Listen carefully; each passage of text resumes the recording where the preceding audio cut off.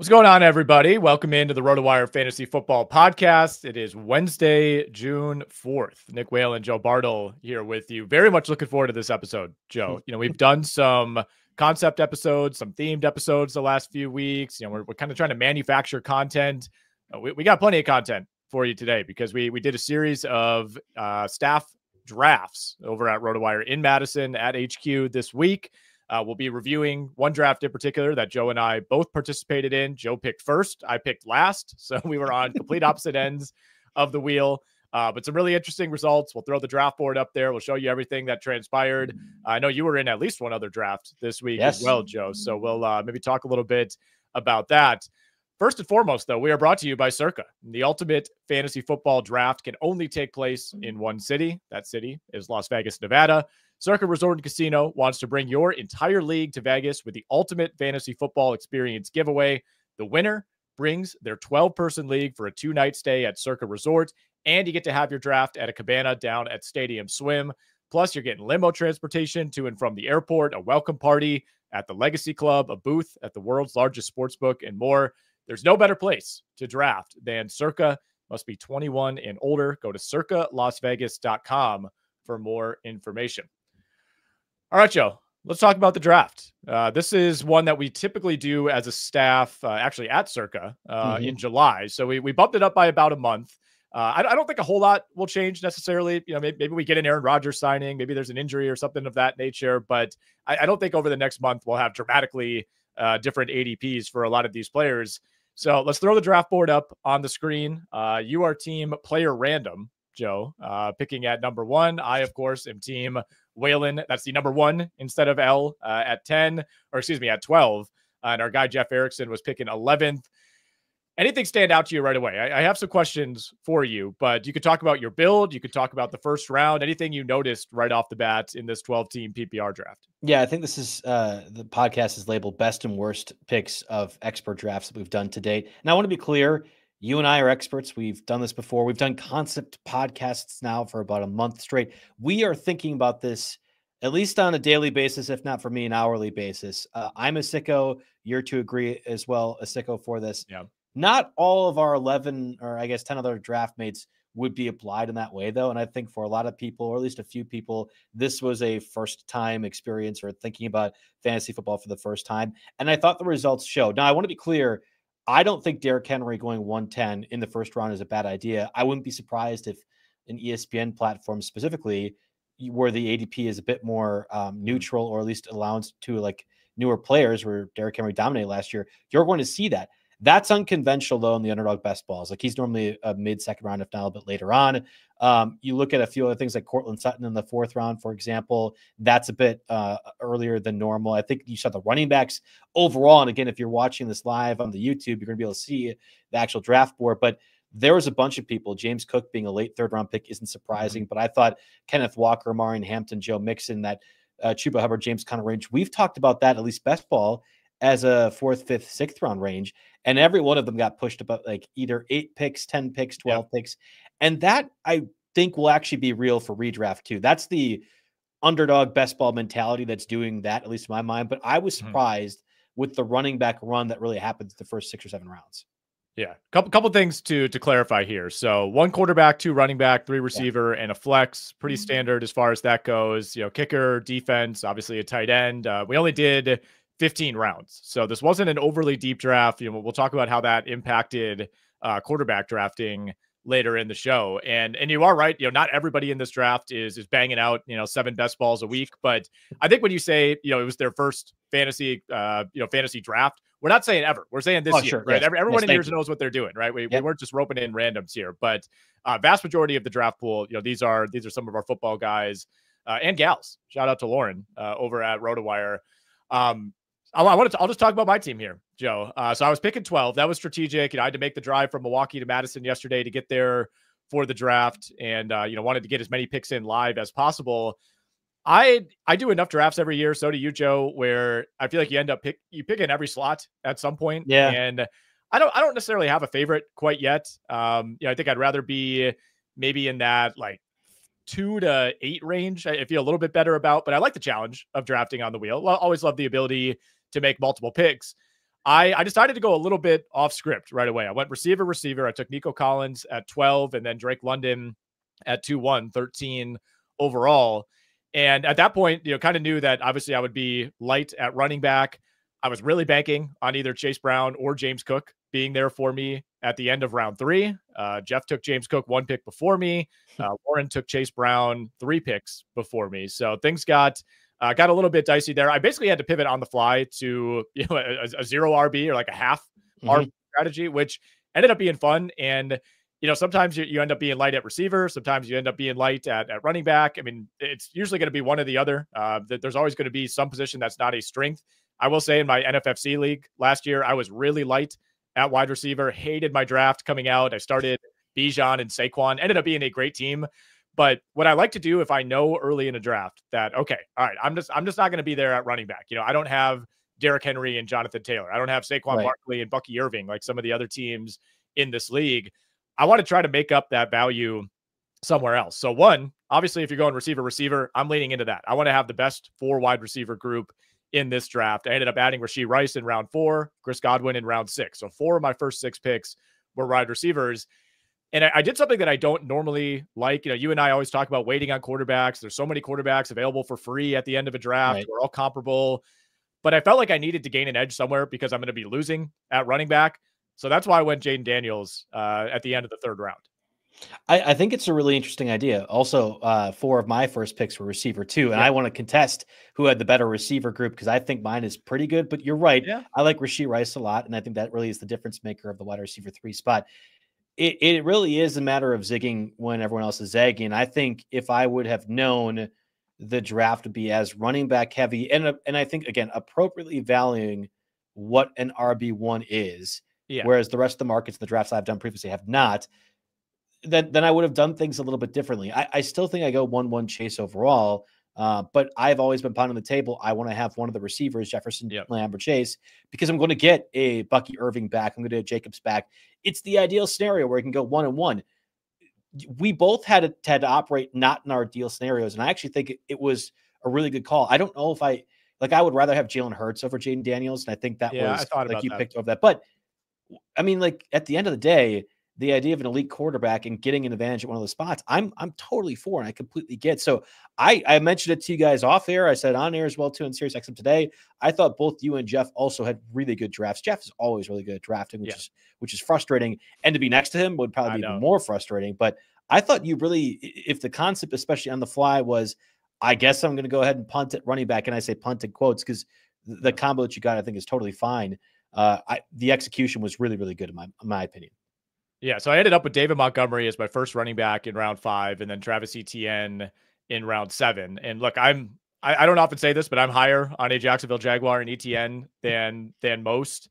Had I not been able to get Etienne there, I think we would have been in big trouble. We would have been looking at a timeshare running back as like my every week starter, whether that's Ramondre Stevenson or Najee Harris. I might have had to dip down into Javonte Williams territory, but as of right now, I feel good about Etienne. I actually kind of like snagging Rachaad White at the end of round 9. Yeah. He's a declining back, but I still think there's going to be a role there. I think his numbers are actually better than you would expect last season. Well, I'll cut in too, and I think it's all about Irving. Don't rule Rachaad White getting traded out at some point. Yeah. We're doing this draft in June. If Rachaad White is your backup for the Bengals, for example, I don't know if you're drafting him ahead of it, but I think Chase Brown has a split time. Sure. There's a number of spots where a guy at the end of his rookie contract getting traded for anything is a win for the Buccaneers, allows Sean Tucker to play more, and makes it better for Rachaad White from his fantasy value. Yeah, no, that's a good point. And like you said, I did kind of have to make some adjustments on the fly. I didn't go into this draft saying I want to have terrible running backs. I don't think anybody ever really does. And look, if I could do it over, I think maybe I would take McCaffrey at one of those first 2 picks at 12 or 13.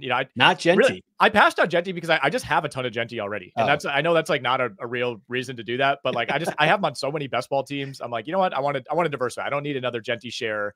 But I think I could have leaned into the upside with McCaffrey. But again, I felt really good about Brown or Cook. I thought for sure James Cook would be there at the end of round 3. I know Jeff pretty well. I host shows with him every day. I thought he was taking Mike Evans at 3-11 to pair with Brian Thomas. He loves Mike Evans. He takes him every year. So I was banking on that. And then, like you mentioned, I mean, we continued to see running backs, both young and old, fly off the board in rounds 4 and 5. Looking ahead, even after missing out on Brown and Cook, I'm thinking, okay, like I don't expect to get Omari and Hampton. I don't expect to get Chuba Hubbard. I don't expect to get Kamara. I thought, one of Connor, Aaron Jones, Kenneth Walker, RJ Harvey, I thought one of those guys would be there. All of them ended up going in round 5 before my pick. Yeah, and I had mentioned to you guys on Sirius XM the rookie running back ADP is incorrect, and I'll go to like Quinshon Judkins, so I got in the seventh round. Allen got Caleb Johnson at the next pick afterwards at 7.2.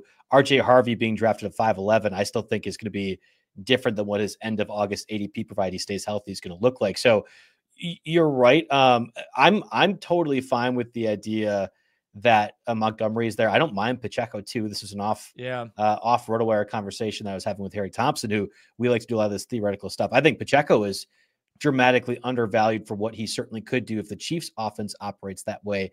And it goes back to the idea that whether it be RJ Harvey or Ken Walker, or even like a James Conner or Aaron Jones, if that's your running back 1, but you can get a Pacheco or one of these rookie running backs pretty conventionally as your running back 2, you're in a really good spot. Overall, I came away doing this redraft, and again, this is in early June, so maybe things will change. I agree with you. I don't think they really will. You need to be waiting at minimum for your running back 2 to be later on, if not running back 1, because I think you could do a lot with the build for being aggressive at receiver or quarterback, or if you want to be a Bowers or McBride guy early on. Like, there is a really, really confident way to say my running back 2 can be like a 1-2 tap in the round 6 and 7. All right. So before we dig in on, some of the individual picks that we want to highlight, let's talk a little bit more about your team. So you were picking number 1, you took Jamar Chase, and it's a long waiting game, right? I think we both felt that. And, especially when you don't take a running back with those first 2 picks, it becomes very, very difficult to estimate who's going to be available. You ended up going Kyron Williams at 3-1. You got Kamara at the end of round 4. So you did come away with 2 running backs in the first 4 rounds. But I want to ask you about that JSN pick at the end of round 2. So I knew you weren't taking Ladd McConkey. You've had nothing but bad things to say about Ladd McConkey's ADP. He went 2 picks ahead. Yeah. Were you expecting to have at least one of Jacobs, Etienne, Bucky Irving, maybe even Breece Hall available there? 100%. Yeah. And I don't know why, I'm like frustrated at myself now. Overall, I think I did okay. If I'm saying did I land the plane? Yeah, maybe one of the training wheels came off, but I think the plane was landed. But yes, I took Jamar Chase with the absolute assumption one of Jonathan Taylor, Derrick Henry, Josh Jacobs, Bucky Irving, Devon Etienne would be there with my pick at the turn. And then I would be deciding between like Terry McLaurin or Mike Evans or Marvin Harrison. That did not happen. Jacobs went 5 picks before Etienne. It went a Jonathan Taylor relatively early in the second round, but Jacobs, Etienne, Bucky Irving all went in consecutive picks, 3 picks before mine. For what I say about Ladd McConkey, and I agree. Well, it's more that Ladd McConkey's value is maxed out. Like, there isn't a scenario in my mind where Ladd McConkey is going to be drafted at the back end of the first round next year. Like, what you saw last year is probably what you're going to get, which is okay. But I kind of want upside if I'm taking my literal second pick, 24th overall, and McConkey doesn't give you that. I feel the same way about JSN, Jackson Smith-Njigba. I don't really think there's going to be an upside maxing opportunity for him.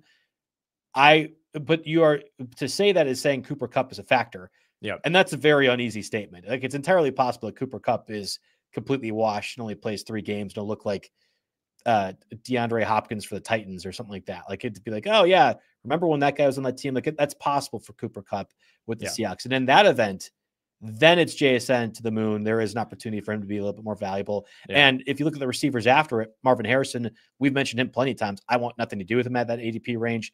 You've talked me out of Terry McLaurin a little bit. Like, the touchdown regression is going to be there. And afterwards, it's T. Higgins, Garrett Wilson, Devontae Adams. And I like those guys, but they have not nearly the upside of JSN. So it was one of those, oh yeah, this is the reality of the situation. When something doesn't go perfectly right for you, you sort of have to just grin and bear it. And I think that's kind of what happened with JSN at the back end of the second round. So let's talk about our guy, Alan Soslowski's team. He was picking number 2 overall. I just assume he's always going to be the Genty guy, but when you're at I was surprised that's a little more difficult. So he took Bijan Robinson. He took who I would take there. I will say it. I'm taking Bijan over Saquon as of right now. Coming back around in round 2, he grabs Breece Hall, then went 4 straight receivers: Marvin Harrison Jr., Devontae Smith, Jaylen Waddle, and Rome Odunze. I think the Bijan pick, not much to say there. That's what you're going to see in a lot of drafts. But what did you make of the 2 through 6 picks for Soslowski? I'm lower on Breece Hall than that value, but I would rather have Kyren Williams over Breece Hall. Okay. Otherwise, the way that this is being drafted, where it's Bucky Irving ahead of Breece Hall, Devon Etienne, Josh Jacobs, that's all correct. So if I'm just saying it's a 1 running back difference, I have no issue with that. And if you need to leave your draft with at least 2 running backs in the first 3 or 4 rounds, well, you're probably going to be running into a scenario where we have to consider Breece Hall. The idea would be that if you don't take Breece Hall here, is it what we just discussed earlier, where David Montgomery could be my running back in round 6? Caleb Johnson ends up being his running back 3 in round 7. That's fine. But I don't even mind a build where Caleb Johnson is my running back 2. So there is a bit of a strategy part of that. And what that would mean then in Allen's case is he gets to decide between JSN and getting Marvin Harris, if that's the case, or JSN and even a Josh Allen or Lamar Jackson, which I don't think Allen is a draft quarterback high, but it's something that now, having done these drafts, I need to have an even more concrete answer for.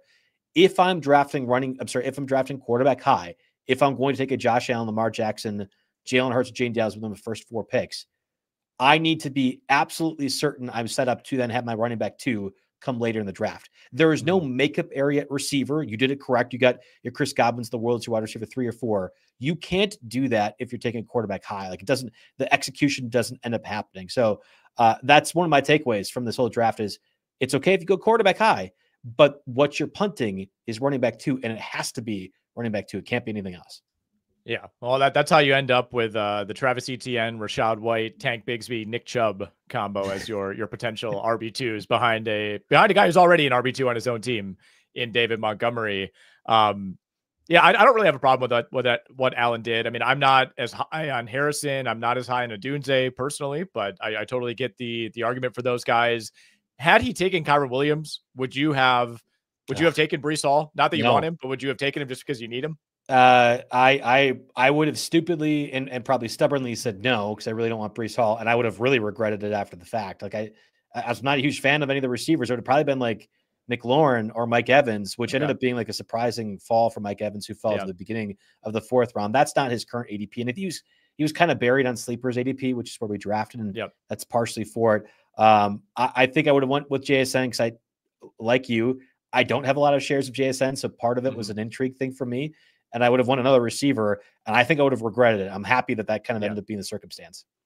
Yeah, it sounds like there was a little bit of reluctance in round 2, 3, and 4 for you. JSN, Kyren Williams, Kamara. It's like, all right, that's fine. I'll take these guys. But you started getting your guys after that. DK Metcalf in round 5. You got Olave in round 6. You got Judkins in round 7.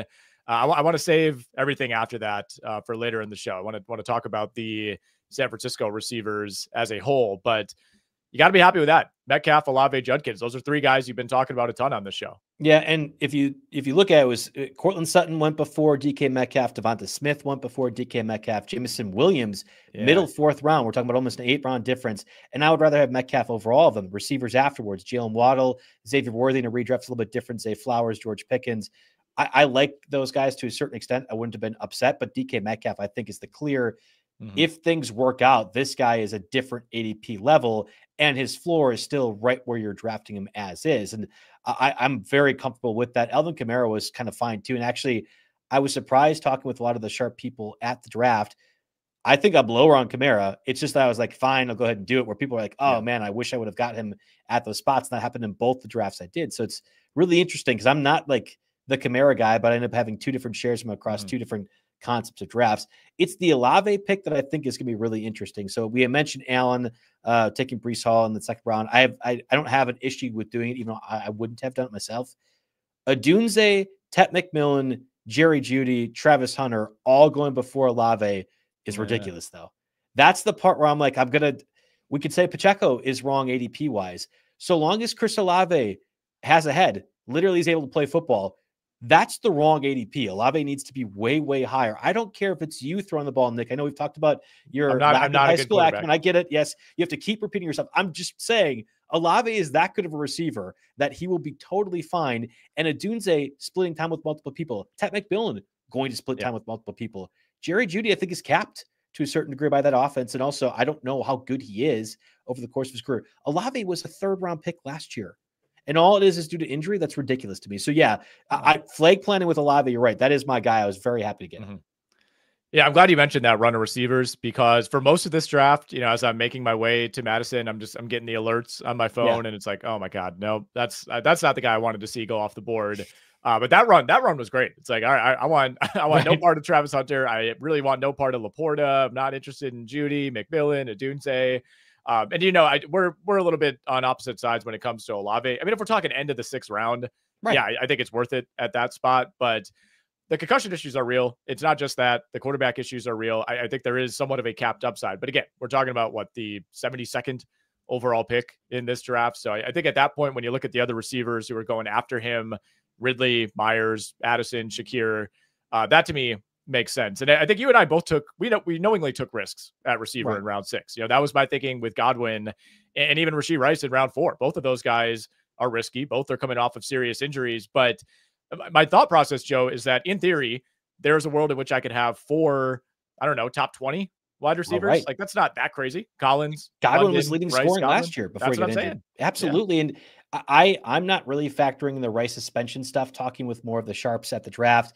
That definitely is a thing. And maybe I need to be properly rating that or correcting that in future drafts. I'm not even really considering it. I thought that was the scuttlebutt of recently that Rice is not going to get suspended at all. And it sounds like that's not the case. But even still, if the idea is Rice misses 4 games, which is pretty conventionally what Goodell has done in these situations, you're going to, at a point of time, have at least top end receiver quality plus the flex for a duration of the league. And even if in that stretch where Rice is suspended, you go 1-3 or 2-2, the difference would likely be, as long as no injuries, a really good makeup.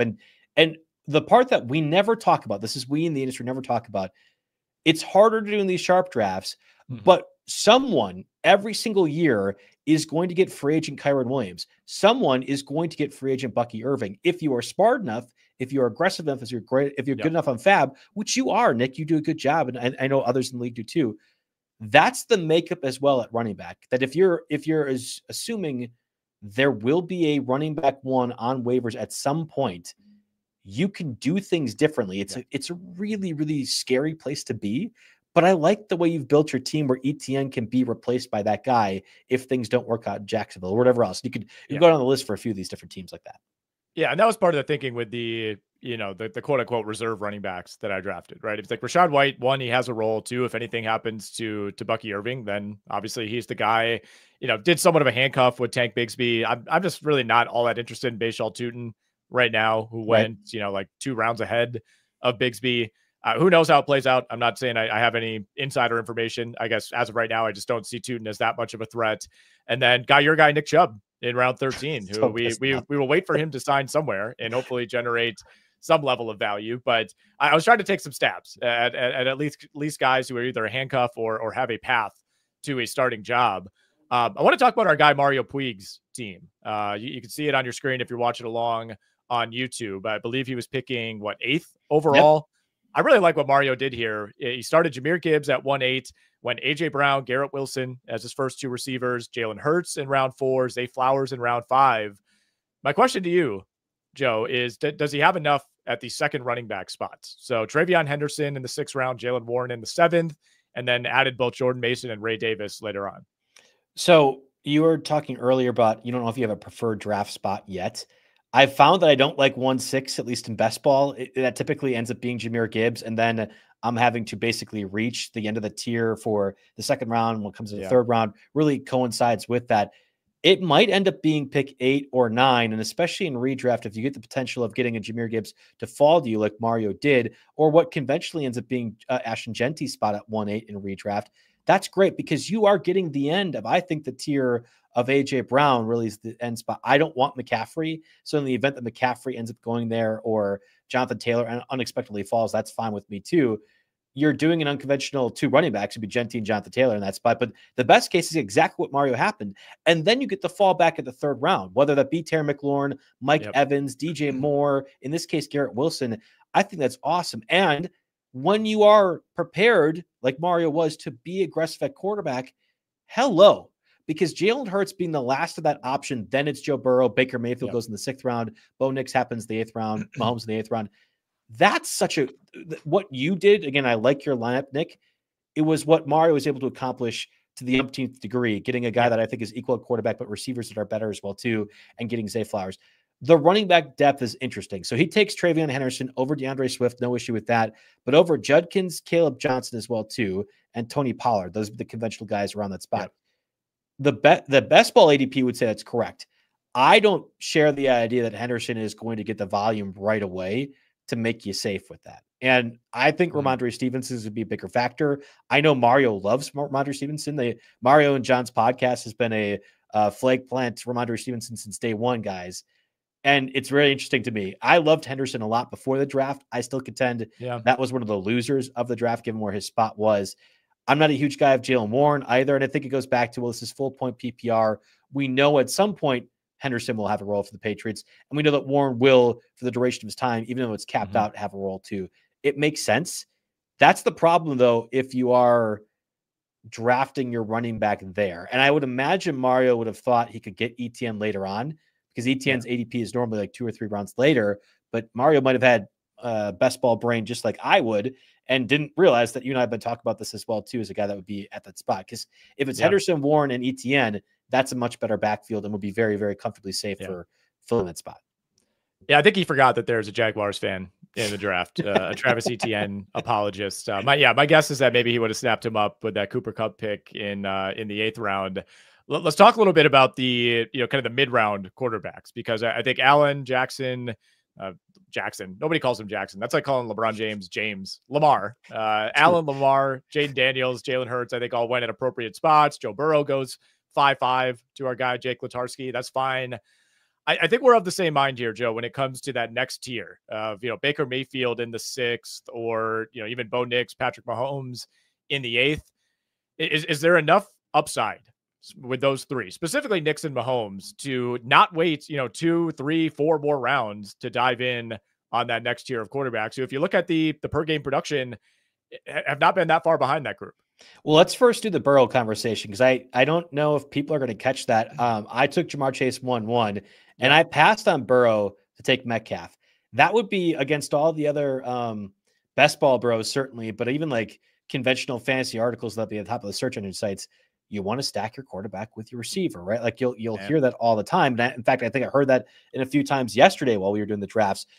I don't really share that belief, especially in redraft. I might be wrong with it, but I have confidence in what the rest of the quarterback groups will look like, that I did not feel like I need to go ahead and go get a Burrow to partner with Chase. Again, I think the Bengals offense is going to be one of the more high octane all year. It's 4 points per passing touchdown. There's a few offenses like the 49ers, like the Packers, who could also do that as well too. And if I get an 8-round discount, I'm happy to sort of roll the dice. So that's sort of the short synopsis as to why I'm not partnering Burrow with Chase in these sort of situations. I don't feel the need to really go ahead and stack the quarterback when I know later on I'm getting plenty of depth.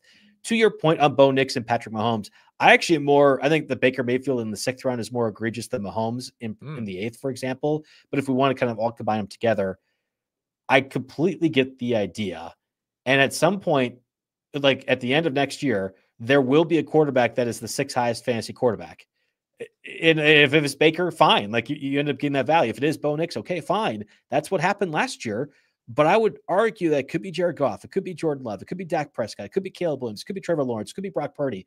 That there are so many people that I'm like throwing my hands up in the air saying, well, I mean, that spot could be filled by somebody else.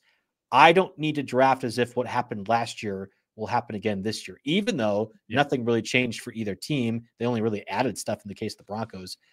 I think I would rather have what I thought would be far more depth at those positions. And I think that was more or less executed correctly, at least in my draft vision. Yeah, you could talk me into Knicks just because of, somewhat of a rushing upside there. But, obviously we're not talking about the same sort of touchdown potential as Jalen Hurts or the yardage potential of Lamar or Jaden Daniels. But you're right. I think there's a group of at least 6 to maybe as many as 10 quarterbacks who you could just kind of pick out of a hat and you say, all right, this is who finished 6 through 12 in terms of quarterback production. And none of that would surprise you. Right. And so we'll do the RotoWire Stake League a little bit later in draft season. in that format, which is a bit more premium on the rushing quarterbacks, I'm going to pay a premium. I guess I shouldn't be revealing my strategy now, but I guarantee nobody's listening then, so it's fine. I'm going to pay a premium for one of those top 5. I think there's instances when others might say exactly what we're saying. Well, if I'm going to pay $18 for Jalen Hurts, wouldn't it make more sense for me to just pay $2 for Trevor Lawrence? I want that advantage at that quarterback spot. When I'm doing that from a draft perspective and I know what I can get at round 11, 10, 9, like that spot, I would just, I'm going to be comfortable. I've done my prep enough.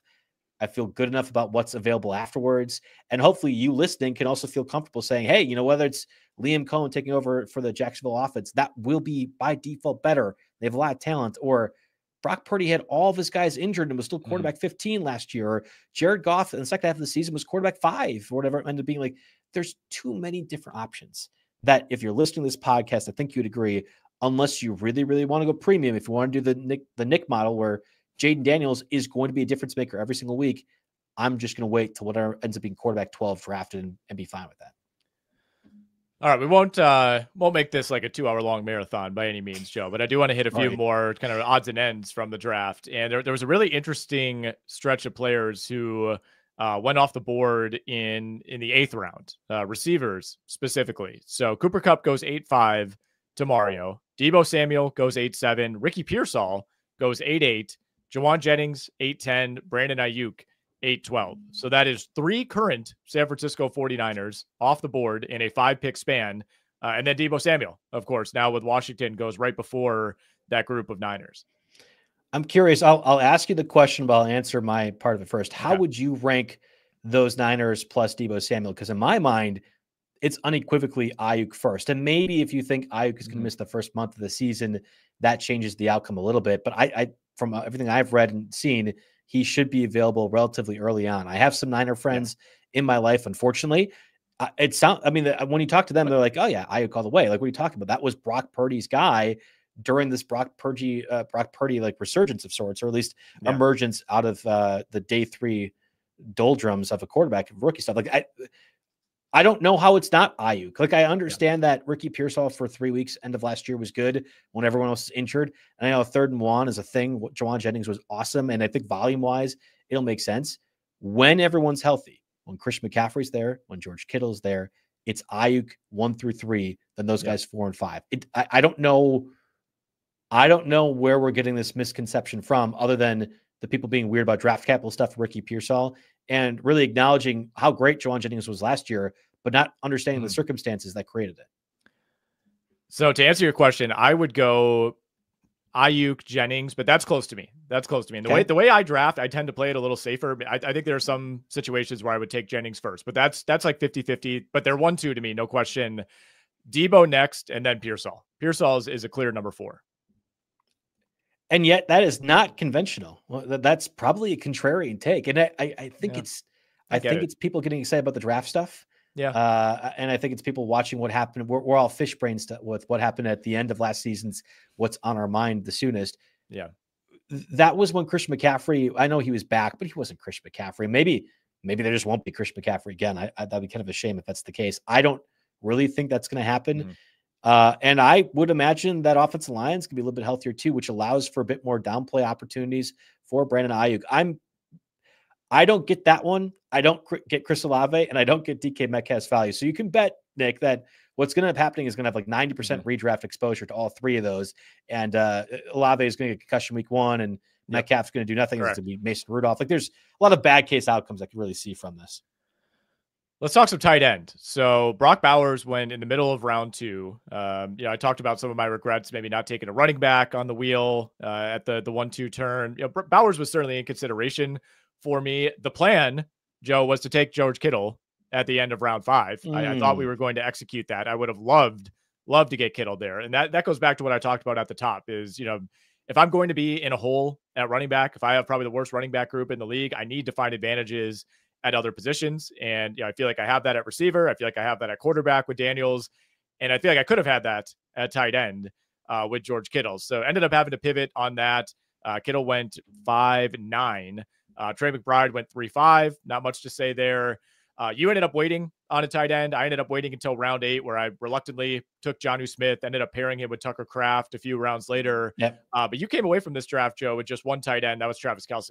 Didn't like it. I would have much rather had Hawkinson fall to me at the last pick of the 6th round. Yeah. Didn't quite work that way. You weren't there giving Ken Kreitz advice yet, but his collage of different people were all kind of getting his ear, and that was annoying because Hawkinson was one of those guys I liked a lot too. For what it's worth, Laporta won 2 picks before that, so Sam Laporta and Hawkinson being valued the same isn't conventional, at least from a best ball perspective. So I took Olave, which I would have liked anyway. I like Judkins too, where I had that spot, but I would have liked Hawkinson. The one that really bit me in the butt and I was really frustrated about was Evan Ingram going 1 pick before me at 8-11, and then I took Kelce in the turn and the wheel at 8-9 spot.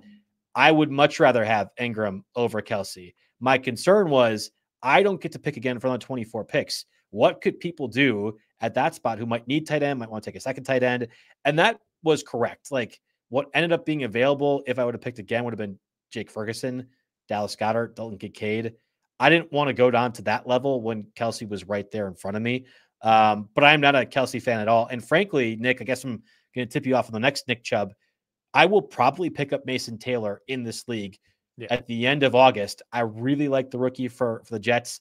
And if everything is sound in terms of being involved in the playbook and all this sort of positive talk you'll definitely hear, I might even start Mason Taylor week 1 over Travis Kelce. I'm concerned about what Kelce's workload is going to look like beginning of the season specifically.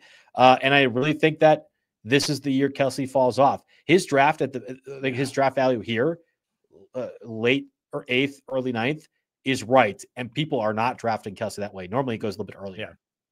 Yeah, I'm with you on that. And I think given that this was a shallow draft, nothing wrong with coming away with just one tight end here. I mean, some of the names who are available in the free agent pool right now, to me, are pretty comparable to a lot of the tight ends that we saw go in round 11 and 12. Right? I think the last tight end off the board was Isaiah Likely at 12-5 tomorrow. I actually like that pick quite a bit.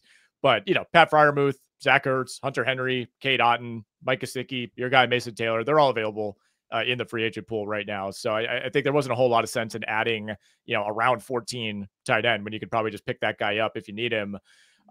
Quarterback was the same way in this draft, right? We had a couple teams that did go 2 quarterbacks. I'm trying to scan right now. I know, Jake took Joe Burrow and then turned around and took CJ Stroud later. We had Lamar Jackson, and Jordan Love, Mahomes and Love. Yeah. Lamar and Caleb Williams. So there were a few examples. Baker Mayfield and Jared Goff went to Thorne.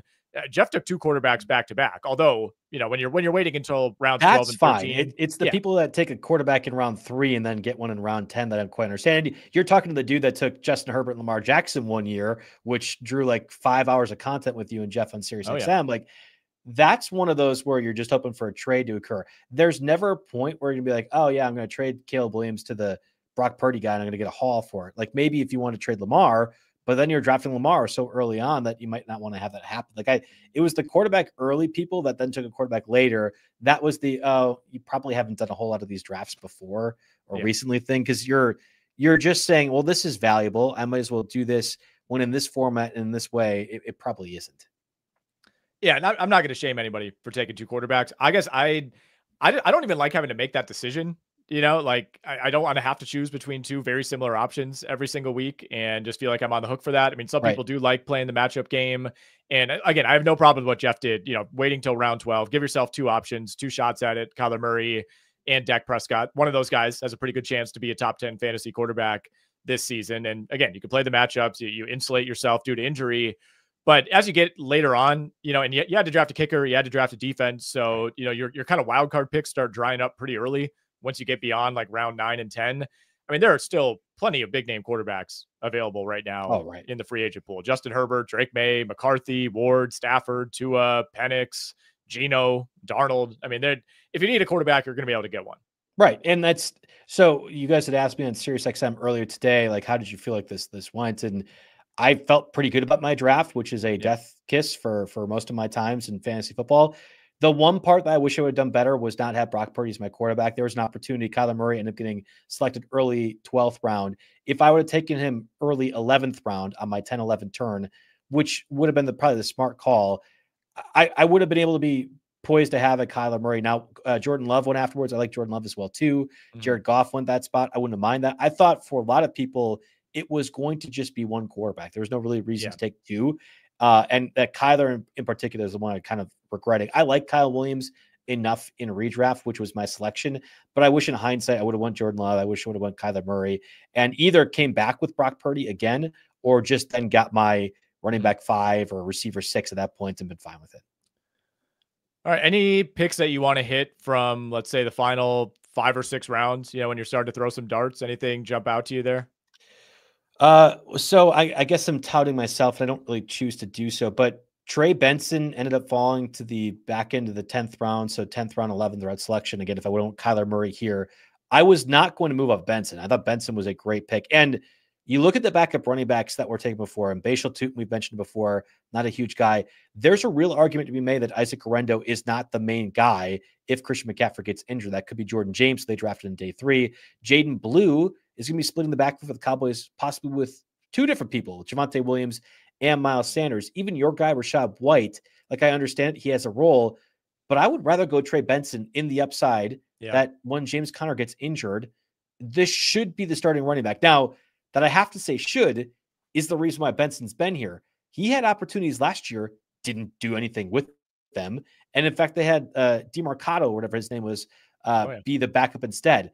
There's been a lot of positive buzz about Benson. I don't think there's any negative buzz about any player right now because it's, I was going to say swear, but it's June 1st or 4th, whatever it is. Like there's going to be positive buzz all over. What were you going to say? No, it's not. We could say an F1 and fine. I would exaggerate that it was early June for it. But yes, I think Benson's really good and went back to last year. I thought Benson was really good. That didn't play out correctly, but I like the dart throws on those. And I could say that for Blake Corum, who I don't even know if was drafted. And I would say the same thing about that. Zach Charbonnet would have been another one comparable in my mind to Trey Benson, and he went around earlier. I think in this time where you're doing an early draft, if you're not capitalizing on the Judkins, Caleb Johnson, RJ Harveys, not having appropriate draft value, then you should be throwing the dart throws at these guys that have a very clear avenue to running back 1 where the guys get injured above them. So Peter Schenke, the godfather of RotoWire, took MarShawn Lloyd in the middle of the 13th round. I got to be honest, I haven't really thought about MarShawn Lloyd since like week 1 of last year, but you are a Packers insider, Joe. What are we expecting here? If he does stay healthy, what kind of role could there be? I think he'll get like 6 or 7 carries or touches, and that'll be really, really valuable for the offense. That'll help Josh Jacobs be better. I think MarShawn Lloyd in that capacity actually could have a lot of like 7 for 45 lines, and you'll see in the Packers subreddit in week 7, like we should get Marshawn Lloyd the ball more and get involved. The problem is Jacobs is really good. Jacobs taking the volume helps the offense overall, but I really liked Chris Brooks and Emmanuel Wilson last year. So you shouldn't be using Marshawn Lloyd any more than 6 or 7 touches. And I think in the event Jacobs gets injured, it's still Marshawn Lloyd sharing with Emmanuel Wilson and Chris Brooks. And it wouldn't be a spot where he ends up getting to be used to that degree. All right, I want to hit a couple receivers because I had a bit of a dilemma. I wanted to go receiver in round 10. At that point, I actually probably should have taken another running back, but there was just nobody that I felt that strongly about. We were in Jaden Blue, Orendo, Tootin territory at that point. Maybe Trey Benson should have been that guy, but I ended up taking Josh Downs at 10-1. So he's my 5th receiver, not somebody I'm expecting to be starting very often in theory. But there were a lot of appealing options. Darnell Mooney went with the next pick. Michael Pittman went the pick after. Then we had a couple rookies, Egbuka and Trey Harris. Keon Coleman was somebody I almost pulled the trigger on. He went at 10-7. But I ended up just settling on the guy who I think is the best player in Josh Downs, even if I don't necessarily love the situation. We have, I hesitate to even call it a quarterback controversy. It's just like a really sad battle between 2 very different players. But, I think in the event that I'm forced to start Josh Downs, which I'm sure I will at some point throughout the season, I'm looking for the spike week. I'm looking for the 4 for 109 and a 59-yard touchdown. And I felt the best about Josh Downs providing that. That's interesting. That would have been the exact opposite way I described Josh Downs. So we can maybe get into that a little bit more as to why you want that degree. I was thinking the same thing you were. With your receivers, there really shouldn't be a scenario where you're having to play Josh Downs. And I thought maybe you take Josh Downs because you are worried that Rashee Rice is going to suspend 4 games or Godwin won't be back right away. And in that case, your guaranteed 12-point PPR, that's valuable to have the replacement for it. But the idea would be at some point down the line, Josh Downs is probably my cut if I need to go ahead and gamble on a receiver, or I'm sorry, a running back or whatever else. If you want the explosive weeks, I actually think that would have been Emeka Egbuka. That would have been Keon Coleman. That would have been Rachaad Bateman, who went around later. Like there is a real scenario in which Emeka Egbuka is the very top target for the Buccaneers, and it protects you in the event that Godwin doesn't play. Where Godwin and Evans are both hurt, just like last year. I mean, literally happened. And Evans is already over the 30-year-old threshold. Chris Godwin's coming off a major ankle injury, which we're not guaranteed he plays. He took a lesser contract than what we thought would be on the open market to come back to the Buccaneers, but it could have been, well, I feel safe here. I know I might not be ready right away. I'm going to have a bit of a guideline and less pressure. Like I'm not drafting Egbuka, but if you are looking for the bam upside play, it's not Josh Downs. There's no way that Daniel Jones, I'm telling you right now, it's going to be Daniel Jones, not Richardson, that wins this dumb battle.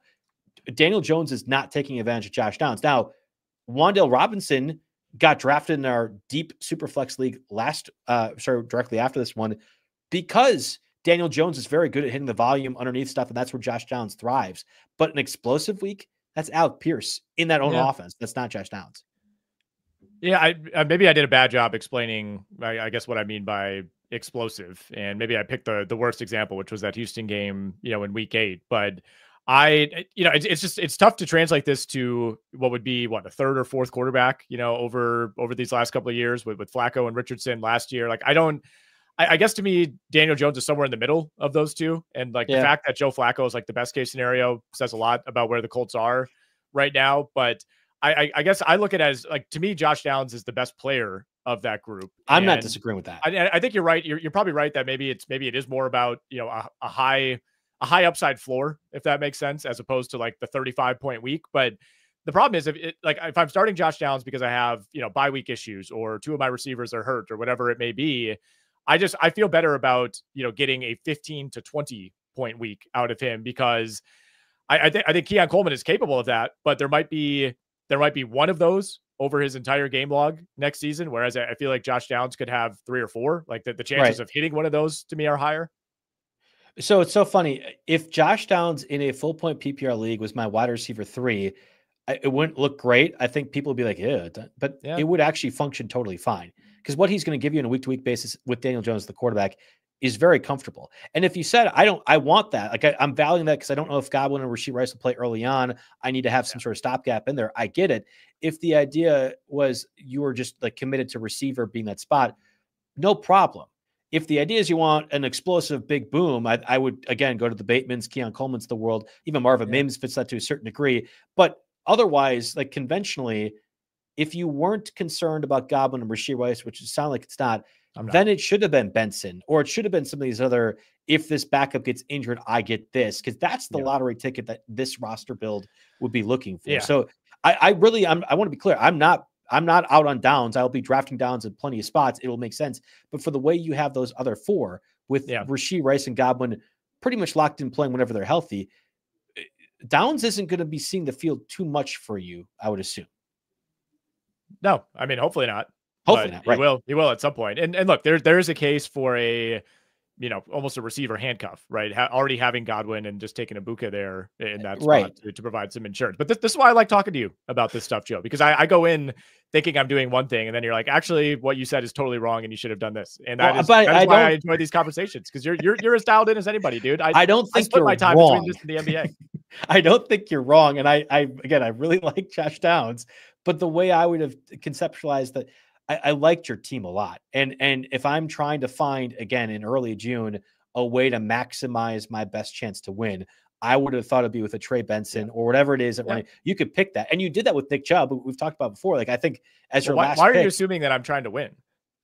Because you are as competitive as me, and we both hide it pretty well. Yeah. But I know darn well that we're going to be talking about this in week 7. Like, man, if I would have done this, and we would have went back to this exact podcast. We are competitive enough where we want to win this every single time. All right. Good thing to end on. Good Josh Downs discussion, a necessary discussion. Maybe even bordering on argument. I don't know. I'll see how I label this in the show notes. But if you are listening to this in podcast form, one, I encourage you to check us out on YouTube. You can see the full draft board. It's been up the entire show. You can see all of our other content. We're putting up multiple podcast episodes per week in video form. We got plenty of standalone videos. That's only going to increase as we get closer and closer to week 1.